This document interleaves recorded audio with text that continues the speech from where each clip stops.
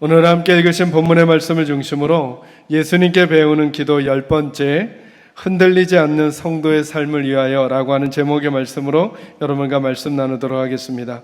여러분, 오늘 저희가 읽었던 본문은 저희들이 잘 아시는 주기도문입니다. 그죠? 9절부터 13절까지가. 근데 그 주기도문은 총 8개의 기도 부분으로 나눌 수 있다고 말씀드렸습니다. 맨 첫 부분은 하나님의 이름을 부르는 부분이고, 맨 마지막 부분은 기도를 마무리하는 부분, 이렇게 두 부분으로 나뉘어지고 중간에 기도 제목 6가지가 있습니다. 그래서 총 주기도문을 8개 부분으로 나눌 수 있는데요, 여러분 9절 말씀 한번 보시겠습니까? 9절을 보면 이렇게 시작됩니다. 그러므로 너희는 이렇게 기도하라. 하늘에 계신 우리 아버지여 라고 기도해야 한다고 하는 것입니다.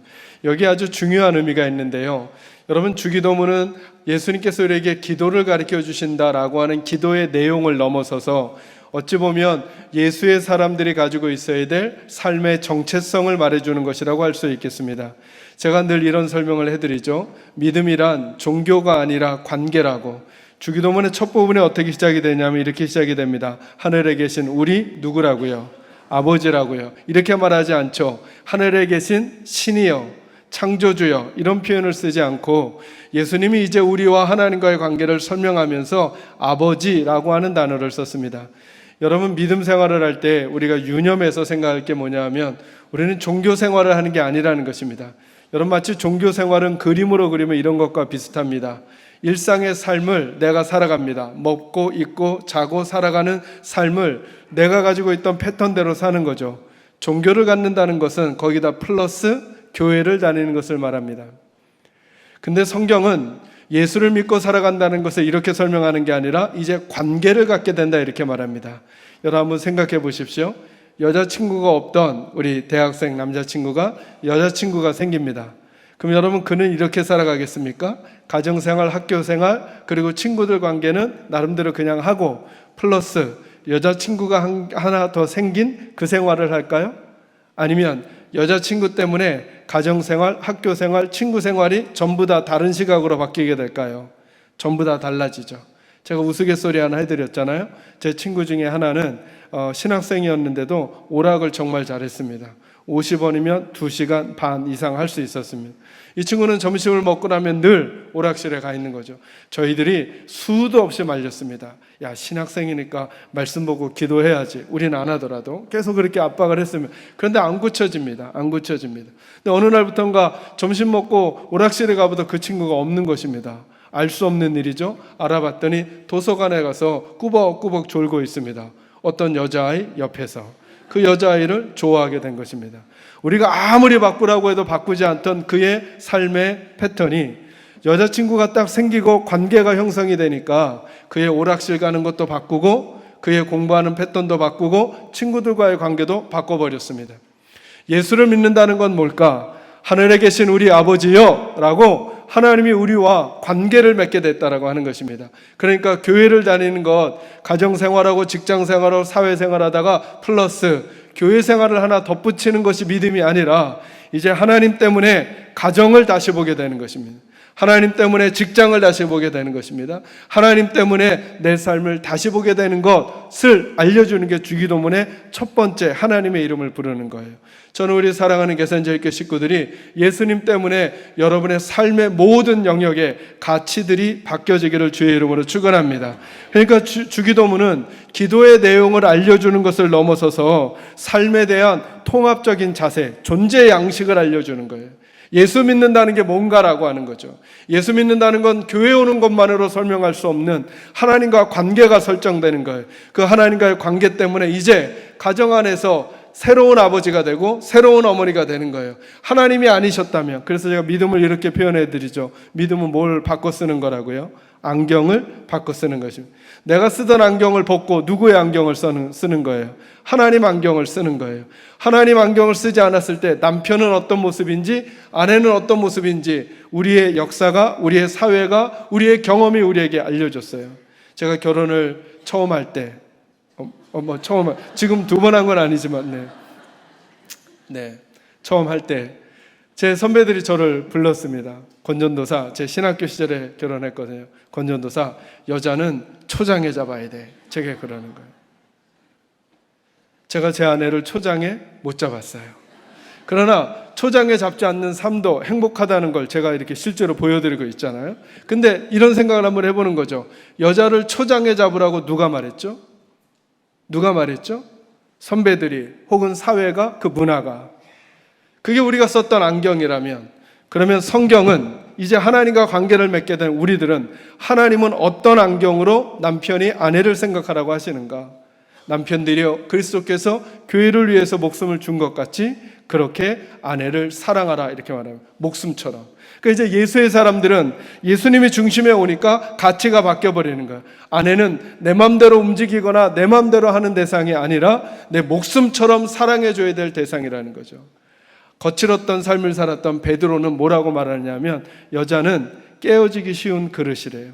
여러분, 깨어지기 쉬운 그릇 어떻게 보관할까요? 막 굴릴까요? 아니면 조심스럽게 할까요? 조심스럽게. 그러니까 예수의 사람들은 이제 가치가 바뀌는 거죠. 가정생활, 직장생활, 사회생활 내가 하던 대로 하고 덧붙여 교회 다니는 것으로 설명하는 게 아니라 예수가 내 삶의 중심에 와서 내 존재 양식을 바꿔가는 거예요. 저는 우리들에게 그 은혜와 능력이 나타나기를 주의 이름으로 축원합니다.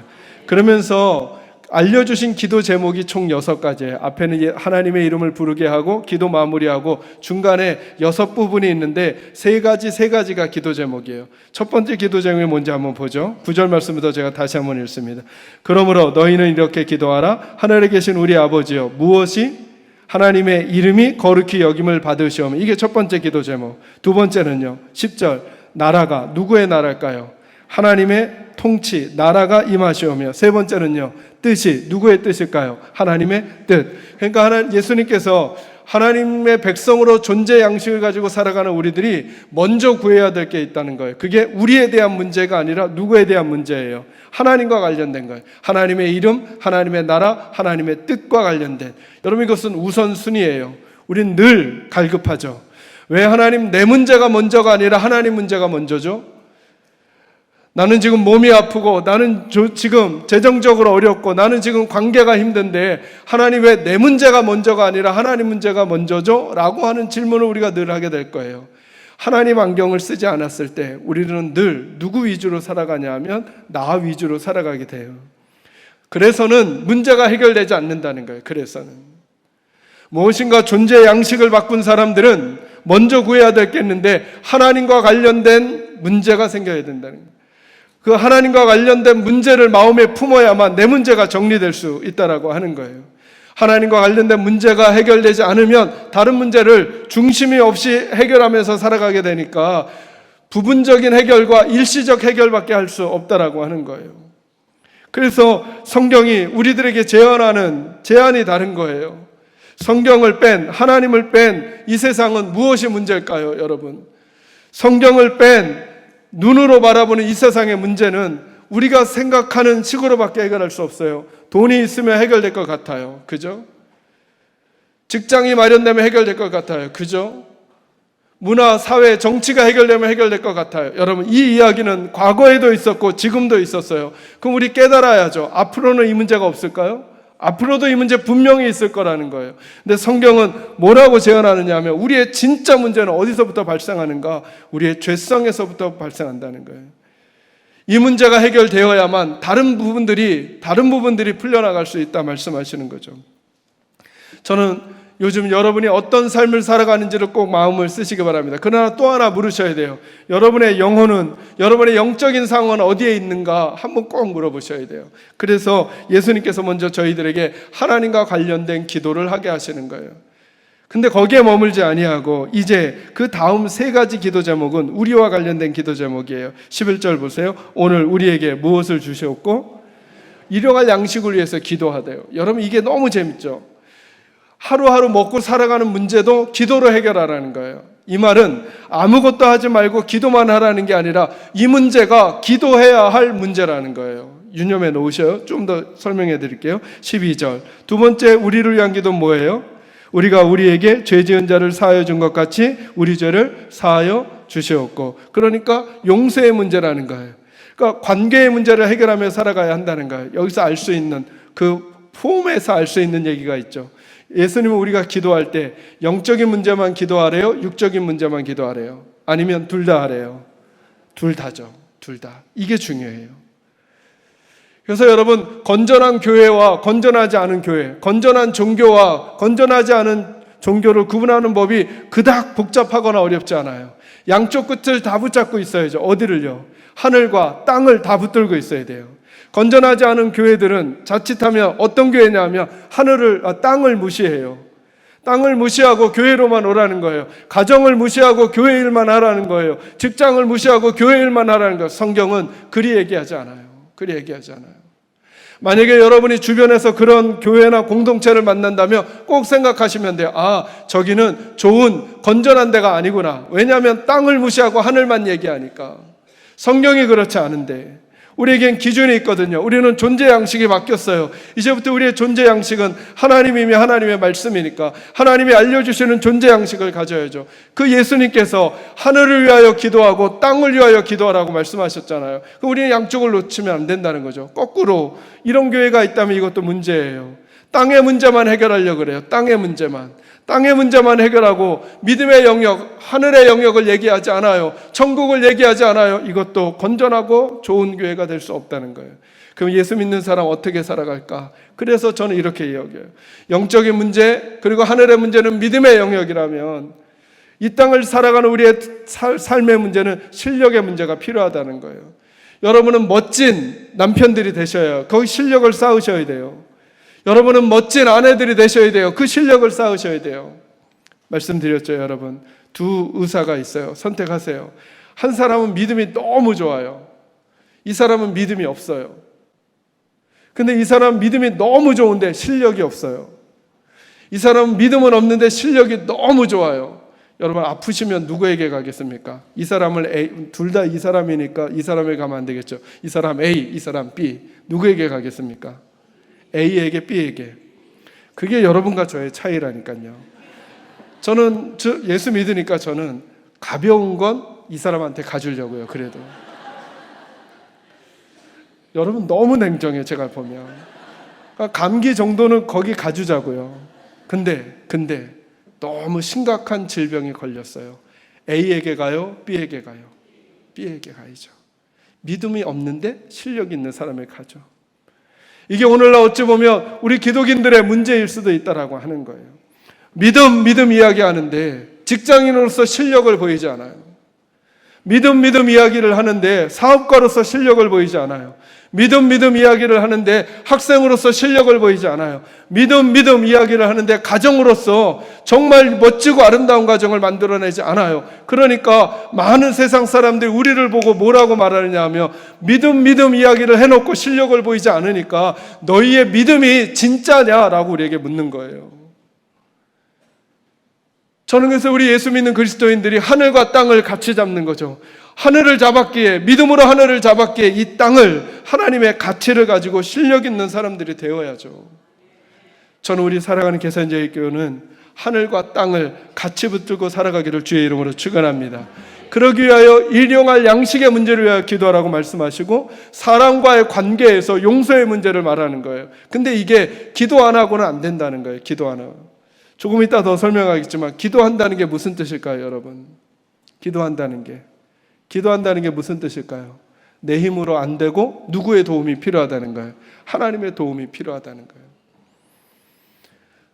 우리 기독인들이, 우리 그리스도인들이 나라를 위해서 기도하고 교회를 위해서 기도하고 가정과 자녀들을 위해서 기도할 때 이런 마음이 아니라는 거예요. 원래 우리 힘으로 다 할 수 있는데 그래도 하나님이 덧붙여 주시면 더 낫겠지가 아니고 기도하는 우리들의 마음속에 이 마음이 있어야 한다는 거예요. 내 자녀, 여러분 제가 이렇게 자녀들을 키워보니까 살면서 제일 어려운 게 자녀 잘 키우는 것 같아요. 제일 마음대로 안 되는 게 자녀인 것 같고, 그죠? 아닌 것 같은. 그래서 자녀를 위해서 기도할 때 우리 마음은 이런 거여야 한다는 거예요. 하나님, 제가 아무리 발버둥 쳐도 안 되는 부분들이 있습니다. 그래서 제가 하나님께 그 아이 부탁드립니다. 하나님, 우리 가정 머리를 싸매고 고민하고 살아가려고 합니다. 먹고 입고 자고 살아가는 문제. 그러나 우리 가정을 하나님께 맡깁니다 라고 하는 건 어떤 태도냐 하면 내 힘으로 안 되니 누가 도와달라고? 하나님이 도와달라고. 일용할 양식의 문제, 그리고 죄 용서의 문제에 하나님의 도움이 필요하다는 거예요. 그래서 우리들이 할 일이 있다는 거예요. 기도는, 예배는 어찌 보면 소비적 시간처럼 보여요. 왜요? 여러분 말씀드렸잖아요. 예배 시간 1시간 정도 되잖아요. 만두 1분에 몇 개 빚을까요? 만두를 빚으면. 너무 진지한 질문 아니에요. 그냥 만두 1분에 몇 개 빚을 수 있으시겠어요? 5개 빚는다고 쳐요. 1분에 60분이면 몇 개 빚어요? 이거 어렵네요. 300개 빚는다. 예배 1시간 드리면 만두 300개를 못 빚어요. 예배를 드릴까요? 만두를 빚을까요? 이 고민은 늘 우리에게 있는 거예요. 이 고민이. 그래서 예배는 허송세월 같아요. 기도 1시간 하면 아무것도 안 하는 것 같아요. 차라리 기도 1시간 하는 그 시간에 만두를 빚으면 만두 300개 빚는데, 이 생각이 나니까 기도보다 내 손, 발로 움직이는 걸 더 많이 하는 거예요. 근데 한번 신뢰해 봐야 되지 않겠어요?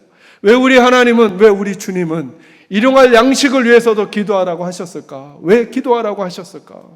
왜 기도하라고 하셨을까? 하나님 없이 살아갈 때, 하나님의 안경을 안 쓰고 살아갈 때 우리가 갖게 되는 모든 패턴은 뭐냐 하면 내 손과 발로 움직여야만 뭐가 만들어진다는 거예요. 그리고 그렇게 빚어놓은 게 오늘날 우리 세상인 거예요. 하나님이 이렇게 도전하시는 거죠. 너희들이 빚어놓은 세상이 정말 사람 살만한 곳이더냐? 너희들이 빚어놓은 세상이 정말 사람 살만한 곳이 될 것 같으냐? 참 희한하죠? 너무나 좋은 이야기를 해도 그 좋은 이야기에 반대가 생겨요. 또 너무나 좋은 이야기를 해도 그것에 반대가 생겨요. 그리고 역사는 이렇게 흘러오고 지금 우리 이렇게 살고 있어요. 그래서 하나님은 거듭거듭 말씀하시는 거예요. 너희가 기도가 필요하다는 거예요. 기도는 허송세월이 아니라 허비하는 게 아니라 하늘 하나님의 능력을 우리에게 임하게 하는 통로가 될 수도 있다라고 하는 거예요. 저는 우리에게 기도가 있기를 주의 이름으로 축원합니다. 여러분 자녀들을 위해서 기도하셔야 합니다. 가정과 그리고 교회와 국가와 국가 지도자들을 위해서 기도하셔야 합니다. 그건 우리에게 하나님 허락하신 의무이며 책임과도 같은 것입니다. 그럼 우리들을 위해서 기도해야 될 세 번째 내용이 뭐냐? 오늘 13절 초반부에 나오는 거예요. 우리를 어디에 들지 않게? 시험에 들지 않도록 한다는 거예요. 시험에. 자, 시험에 든다는 게 뭘까? 이걸 정의해야 시험에 안 들 수 있으니까. 시험에 든다는 건 뭐냐면 제가 서두에게서 설명했어요. 주기도문은 우리들의 존재 양식과도 같아요. 존재 양식이라고 하는 건 뭐냐면 하나님께서 하나님의 백성들이 존재하기를 원하는 태도와 자세가 있다는 거예요. 쉬운 표현으로 하면 그런 표정, 그런 눈빛, 그런 언어, 그런 생각, 그런 행동을 하는 삶의 자리가, 그 모습이 있다는 거예요. 시험에 든다는 건 뭘까요? 그걸 벗어나게 된다는 거예요. 예수의 사람들이 하지 말아야 될 말을 하고, 예수의 사람들이 하지 말아야 될 표정을 짓고, 예수의 사람들이 선택하지 말아야 될 선택을 하고, 예수의 사람들이 행하지 말아야 할 삶을 살게 되는 그 선택. 그러니까 있어야 될 자리에서 뭐 하는 거예요? 벗어나는 거. 이게 시험에 드는 거예요. 그러지 않도록 기도해야 한다는 거예요. 오늘은 무슨 얘기를 하려고 하냐면, 그렇다면 어떻게 우리가 그 시험에 들지 않는 싸움을 할 수 있겠는가요? 세 가지로만 정리해 드리겠습니다. 첫째, 하나님이 누구이신지를 기억하셔야 합니다. 따라합니다. 하나님이 누구이신지를 기억해야 합니다. 그러니까 모든 삶의 자리에서 하나님을 기억해내야 합니다. 중심을 잃어버리게 되면 내 모습과 태도를 놓치게 되어버립니다. 여러분, 하나님을 잊으면 누가 주인이 될까요? 하나님을 잊으면 내가 주인이 되죠. 내가 주인이 되면 내 욕심이 일어나게 됩니다. 내 욕심이. 그래서 야고보서 1장 14절에 이렇게 말합니다. 오직 각 사람이 시험을 받는 것은 자기의 무엇에 끌려? 욕심에 끌려 미혹된다는 거예요. 왜 시험으로 가게 된다고요? 자기 욕심 때문에. 그러니까 중심에 자기가 들어가는 겁니다. 하나님을 놓쳐버리니까. 중심에 하나님이 놓쳐지면 내 뜻이 강해집니다. 내 뜻이 강해지면 시험에 들기 쉽다는 거예요. 하나님이 원하시는 모습과 다른 모습을 하게 된다는 거예요. 여러분, 구약 성경을 보면 요나 선지자라고 있죠. 요나 선지자에게 하나님이 나타나셔서 말씀하는 거예요. 너는 니느웨로 가라, 이렇게 말한 거예요. 니느웨로. 근데 이 니느웨는 어떤 나라냐 하면 이 북쪽 이스라엘을 공격하고 멸망시켰던 아수르의 도시거든요. 그러니까 북쪽 이스라엘의 선지자였던 요나 입장에서는 니느웨가 원수예요, 친구예요? 원수죠. 가고 싶겠어요? 안 가고 싶겠어요? 안 가고 싶죠. 근데 하나님이 가라고 하시는 거예요. 그래서 요나가 하나님께서 가라고 하니까 가는 거예요. 어디로 가냐면 정반대편 다시스로. 예를 들어서 니느웨가 평양이라면 다시스는 부산 쪽이에요. 그러니까 하나님이 가라고 했는데 정반대쪽으로 가는 거예요. 왜요? 내 뜻이 하나님의 뜻보다 중요해지니까. 하나님을 놓쳐버리니까 하나님이 있으라고 한 곳에 안 있고 그 길에서 벗어나게 되는 거예요. 늘 말씀드리는 그 말씀 중에 하나, 어둠을 이기는 가장 좋은 방법이 뭐라고요? 뭐가 필요하다고요? 빛이요. 어둠을 이기는 가장 좋은 방법은 어둠을 쫓는 게 아니에요. 도리어 빛을 켜는 게 중요하죠. 한국교회 안에 이단이 많은 것은 문제가 되지 않아요. 이단이 문제가 아니라 교회 안에 믿음 생활하는 우리들이 바른 하나님의 가치와 하나님의 말씀의 능력을 바르게 가지고 있지 못할 때 어둠은 물러가라고 해서 물러나지지 않아요. 빛만 켜면 물러가게 돼 있어요. 저는 여러분 안에 빛이 많아지기를 바랍니다. 무슨 말이에요? 예수가 항상 내 삶에 있는 거예요. 내가 가정생활을 하든 직장생활을 하든 사회생활을 하든 예수님이라고 하는 가치가 내 중심에 있을 때 내 뜻을 주님 발 앞에 내려놓을 수 있는 거죠. 그래서 예수님이 이렇게 말씀하셨잖아요. 누구든지 나를 따라오려거든 뭘 하고? 자기를 부인하고 자기 십자가를 지고. 뭐가 제일 먼저예요? 자기를 부인. 자기를 부인한다는 게 무슨 뜻일까요? 하나님 앞에 나를 꺾는 걸 말하는 거예요. 중심에 누구를 모셔요? 하나님을 모시는 거죠. 중심이 흔들리면 시험에 빠집니다. 하나님 가치가 나를 붙들고 있지 못하면 내 표정과 태도, 자세가 흔들리게 된다라고 하는 거죠. 저는 우리 사랑하는 계산자유교 식구들은 그 중심에 예수를 모시고 살아가기를 주의 이름으로 축원합니다. 두 번째 말씀은 뭐냐 하면 내가 누구인지를 잊어버리면 시험에 든다는 거예요. 이게 무슨 말일까요? 여러분, 저와 여러분의 신분을 잊지 마셔야 돼요. 우리는 누구입니까? 우리는 누구입니까? 우리는 하나님의 자녀입니다. 우리는 하나님의 백성입니다. 가정에 있어도 하나님의 백성입니다. 직장에 있어도 하나님의 백성입니다. 혹시 여기 오늘 주차 관리를 하고 계신 우리 집사님들 계셔요? 여러분이 누구인지를 잊지 마셔야 합니다. 여러분은 주차 관리를 해주시는 분들이기 전에 하나님의 백성이란 걸 잊지 마셔야 합니다. 하나님의 백성이란 걸 잊지 않아야 어렵고 힘든 일, 주차 관리를 하면서 하나님의 백성의 태도에서 벗어나게 되는 행동을 하고 싶어지는 상황이 생길 거예요. 그죠? 이쪽으로 가라고 하는데 저쪽으로 가는 사람 분명히 있을 수 있어요.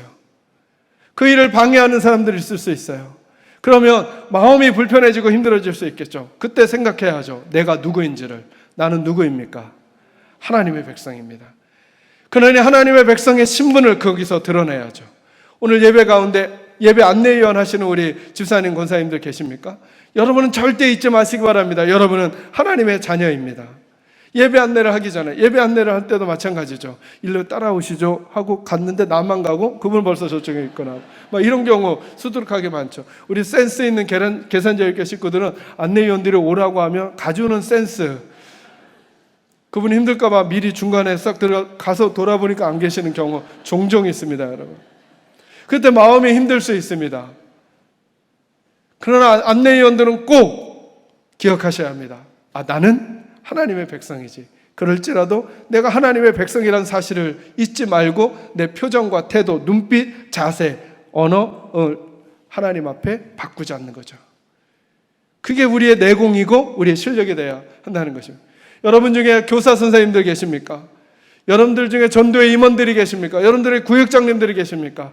여러분들이 어떤 기관에서 섬기는 일을 하고 계십니까? 내가 그 일을 하는데 나로 하여금 하나님의 백성의 표정, 태도, 자세를 엇나가게 하는 어떤 상황들이 우리들에겐 수도 없이 오게 되어 있습니다. 교회 안에서, 교회 바깥에서. 그럴 때 내가 하나님의 백성의 자리로 시험에 들지 않는다는 것은 하나님의 백성의 표정, 태도, 자세, 언어, 생각, 행동을 벗어나지 않도록 그 자리를 지켜내는 거잖아요. 그러기 위해서는 내가 누구인지를 잊지 않는 거예요. 우리는 누구입니까? 하나님의 백성입니다.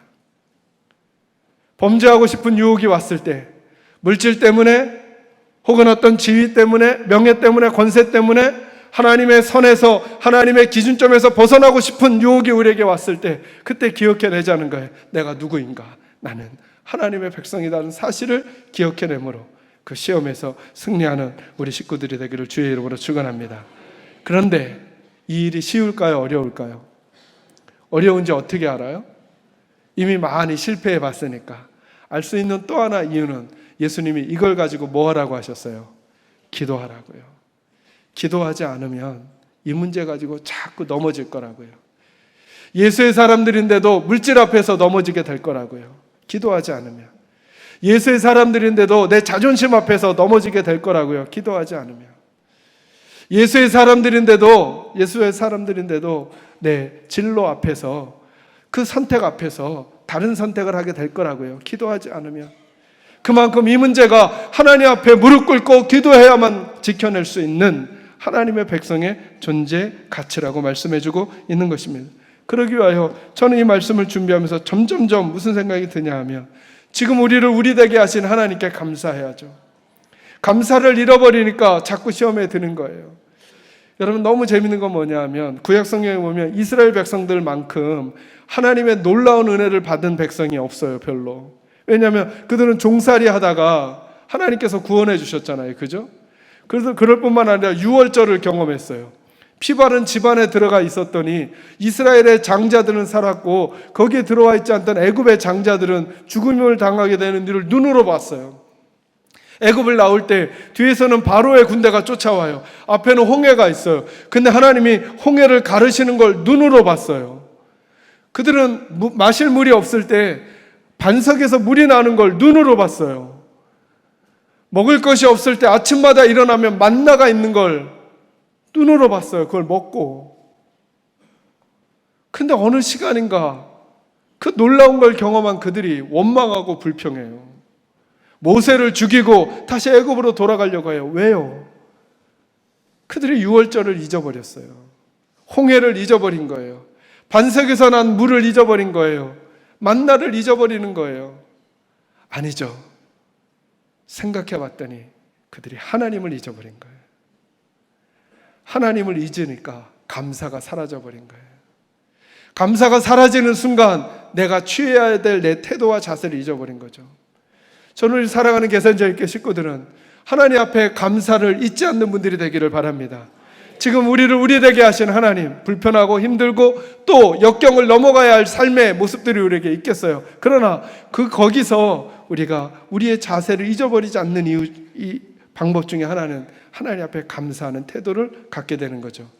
어떻게 하면 우리가 하나님께 감사하는 삶을 살까요? 우리들의 모든 시선을 하나님께 고정하는 거예요. 어릴 적에 저는 시골에서 자라서 친구들하고 이렇게 운동장에다가 막 선을 긋고 노는 그 게임들을 많이 했어요. 그 선을 놓고 긋고 하는 이 놀이들을 하다 보면 이렇게 선을 똑바로 그어야 할 일들이 있거든요. 여러분, 선을 똑바로 운동장에서 그으려면 어떻게 하면 될까요? 또 짓궂은 분들은 뭐 줄자가 뜨고 여기저기 대놓고 거면 되죠. 아이들이 놀 땐 그런 거 없잖아요. 어떻게 할까요? 방법은 두 가지죠. 삐뚤게 안 걸려고 땅바닥을 보면서 똑바로 가면 되겠죠. 참 희한해요. 그래서 어느 정도 가서 딱 두면 목적지로 갔을까요? 딴 데로 갔을까요? 딴 데로 가요. 앞에만 보고 갔는데도. 그때는 어떻게 하면 좋아요?